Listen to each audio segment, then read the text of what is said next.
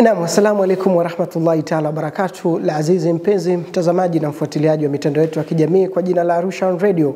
Uhali gani? Nichukue nafasi hii kualika katika mazungumzo yetu maalum, na leo tumepata fursa adhimu ya kuzungumza tena na Dr. Sheikh Abdurazak Amir, msomi wa dini ya Kiislamu ambaye ni nguzo muhimu katika kufafanua na kuweka mwanga kwenye masuala yenye mjadala na umuhimu mkubwa katika maisha ya Muislamu. Mada mbili kubwa leo tutazizingatia: maulidi na ndoa. Maulidi imekuwa na mjadala muda mrefu katika ulimwengu wa Kiislamu. Wapo wanaoyaona maulidi kama njia kukuza mapenzi kwa Mtume Muhammad sallallahu alaihi wasallam, na wapo wanaosema hayakuwahi kufanywa na mtume wala maswahaba. Katika gumzo hili tutatafuta ufafanuzi sahihi wa kielimu, wa kihistoria na wa kifikihi ili Waislamu wapate mwongozo wa kutekeleza ibada na sherehe hii kwa njia inayompendeza Mwenyezi Mungu. Kadhalika, mada ya ndoa ni msingi wa maisha kila siku, msingi wa kiroho na kijamii kwa kila Muislamu. Qur'an na Sunna za Mtume Muhammad zimeipa ndoa nafasi ya heshima kubwa, zikisisitiza uhalali, maadili na upendo kati ya wanandoa. Pamoja na umuhimu wake, lakini changamoto za ndoa katika zama hizi zimekuwa nyingi, kuanzia maandalizi ya vijana, nafasi ya wazazi, changamoto za talaka mpaka masuala mitala. Leo tutapata nafasi ya kusikia mwongozo wa Kiislamu na hekima za kielimu kuhusu mada hizi nyeti. Kwa hiyo tuko hapa na Dr. Sheikh Abdurazak Amir kujadili kwa kina mada hizo. Mimi ni Awadhi Rashidi, ndiyo mwongozaji wa kipindi hiki mpaka tamati. Dr. karibu sana. Kuna toka tumeanza mwezi huu wa wazazi ya Bwana Mtume sallallahu alaihi wasallam, pia tumeona na wimbi la ndoa likidhi. Siri yake ni nini? Taban, kawaida huko kwetu mimi nilivyozoea ni kwamba pakiwa na ndoa hutangulizwa maulidi. Ndio. Kwa hivyo na watu huchagua hasa kipindi fulani cha mawalidi kusema ndoa yetu itafungwa wakati fulani. Hakuna imani yoyote ambayo umekuwa na wanaaminia hivyo labda? Sisi imani yetu kubwa ni baraka, kutabaruku. Hiyo ndio imani ya majority ya Islam. Majority ya Ahlus Sunna na wafuasi wa Ahlul Bait wanaoitwa Mashia na Ahlus Sunna katika hao tuseme matarika, watu wa tasawuf, tunaamini kuhusu kutabaruku na mtume. Je, baraka, kitu baraka kipo, kutabaruku kupo. Na hiyo ndio imani yetu. Na kutabaruku sio mtume tu, tunatabaruku hata na maeneo ambayo hayana hadhi ya mtume. Kwa swala la baraka lipo. Na kutabaruku kupo. Na ndio maana ukisoma vitabu mbalimbali na sheria zetu utaona kwamba kuna siku zenye baraka, kuna maeneo yenye baraka, na kuna watu wenye baraka. Kwa faida, kwa mfano aya Lailatul Qadr inaitwa Lailatul Mubaraka kwenye Qur'an. Lailatul Mubaraka. سبحان الذي أسرى بعبده ليلا من المسجد الحرام إلى المسجد الأقصى الذي باركنا حوله لنريه من آياتنا. Mungu anazungumza ile Isra na Mi'raji, anasema Mwenyezi Mungu kamtoa mtume wake min al-Masjid al-Aqsa min al-Masjid al-Haram Makkah pale ila al-Masjid al-Aqsa, kampeleka mpaka msikiti wa mbali, msikiti ambao Mungu kasema alladhi barakna hawtulo bariki. Kuna baraka pale Palestina. Naam, katika msikiti ule. Na msikiti mwingine wa Makkah ndio una baraka zaidi. Ndio maana unaambiwa raka mbili ukiziswali pale tofauti na pengine.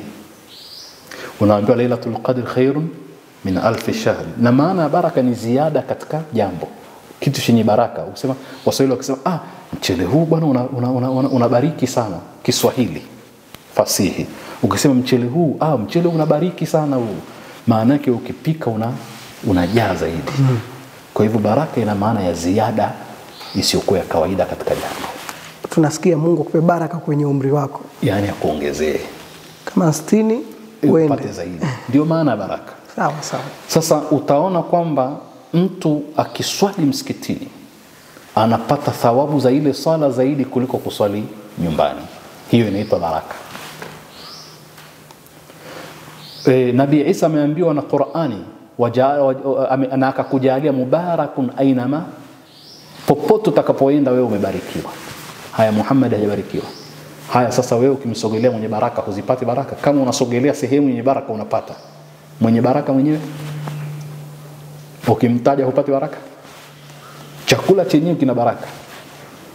Katika hadithi inasema kwamba mtu atakapokula chakula akimaliza, arambe mkono, wengine wanasema alambe, wengine wanasema arambe. Arambe mkono wake au amrambishe mtu. Na wanasema kumrambisha au kumlambisha mtu ni yule mtu ambaye hatosikia kinyaa katika watu wa karibu kama mume na mke au mtoto na mzazi. Kisha hadithi inahitimisha nasema hivi, kwa sababu hamjui kwamba katika chakula ni sehemu gani yenye baraka. Ina maana chakula kina baraka. Tuambiwa pia turambe mpaka sahani. Issue ni kwamba usitupe kilichobaki. Na kilichokuwa mkononi usiende ukanao tu ukakiacha. Kwa hivyo kile cha mwisho kile bana pengine ndio kina baraka. Watu hula wakabakiza wakatupa, basi hakikisha vione na urambe mkono wako vizuri. Sasa kwa katika miezi hii pia nako ndio yale yale. Sasa mwenye baraka mwenyewe tunamtaja kwa sababu tunatabaruk. Sasa swali lilikuwa kwamba kwa nini maulidi zinafanyika na mzaliwa mtoto unafanya hakuna imani fulani? Naam, ipo imani, lakini ndio hii. Tunatabaruk na bwana mtume, tunapata baraka za kwa kumtaja. Tena hadithi zilizopokelewa na Waislamu wote tena nyingi zinasema kwamba ikiwa una nyumba yako muite mtoto kwa majina haya, kwa sababu yana baraka. Miongoni mwa majina, hadithi inasema khairul asma'i ma ubida wa humida, bora ya majina ya kumuita mtoto ni yale yanaanza na Abdullahi, Abdul Maliki, Abdul Ghafur, alafu kuna jina la Mungu.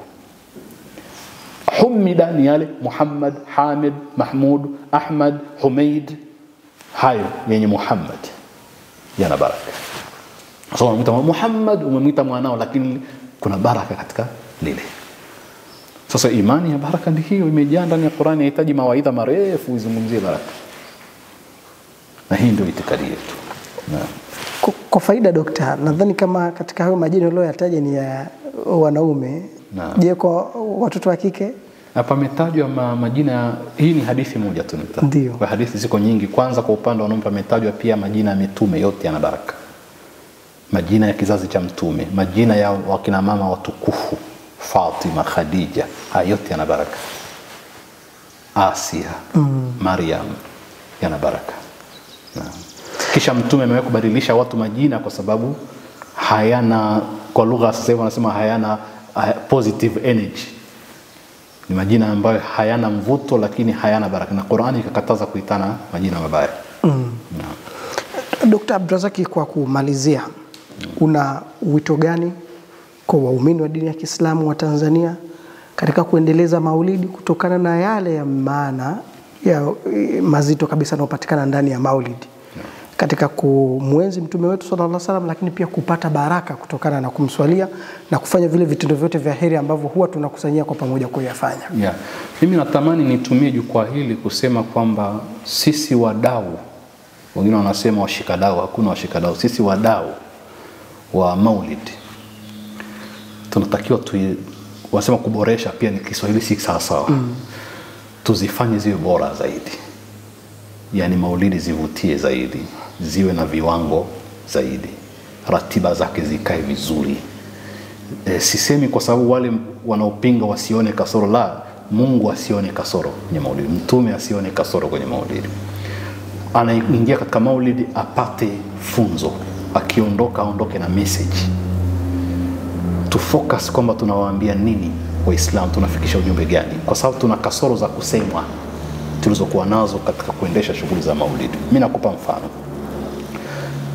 Miongoni mwa kasoro, tunaweza kukesha kwa ajili ya maulidi, na mtu anapanda midadi, akitajwa mtume midadi inampanda mpaka kisawa sawa, watu wanatoa michango, wanachangisha kwa furaha. Kisha ikifika salatu al-fajri, safu za msikiti zinakuwa chache. Maulidi maana yake ni kusherehekea kuletewa swala. Unamsherehekea mtume, unasherehekea kuletwa swala. Tena zokuwa nyingi zikapunguzwa. Naam, kuleta swala, kuleta saumu, maadili. Kwa hiyo tunasherehekea yale yaliyoletwa na Bwana Mtume. Sawa. Tukiwa hatuyafanya sisi ni waongo. Tutakuwa tujamsherehekea sawa. Kumsherehekea mtume, kusherehekea swala, hija na maadili yote. Sasa inapofikia wakati wa swala usiswali, wewe ni msanii. Sasa hayo ndio mimi naweza kusema, kwa maana ya kwamba mtume kuendelea kuwa hai maana yake ni mafunzo yake kuendelea kuwa hai. Kufa kwa mtume, anaweza kufa mtume akiwa baina yetu pale mambo yake yote tunapoyaua. Uhai wa mtume ni mafunzo yake kufatwa na kutekelezwa, na sisi tunasema mtume yuko hai na tunamwambia salamu alayka ya Rasulullah katika swala, ni kwa sababu yale yake yako hai. Sasa mwito ndio huo. Mambo ambayo yamekemewa wanawake na wanaume, na hili ambalo sasa hivi utalitafuta labda kwa tochi ulione wanaume na wanawake wakichanganyikana, kwa sababu ni jambo ambalo halipo hivyo, labda watoto wadogo wa kiume na wa kike.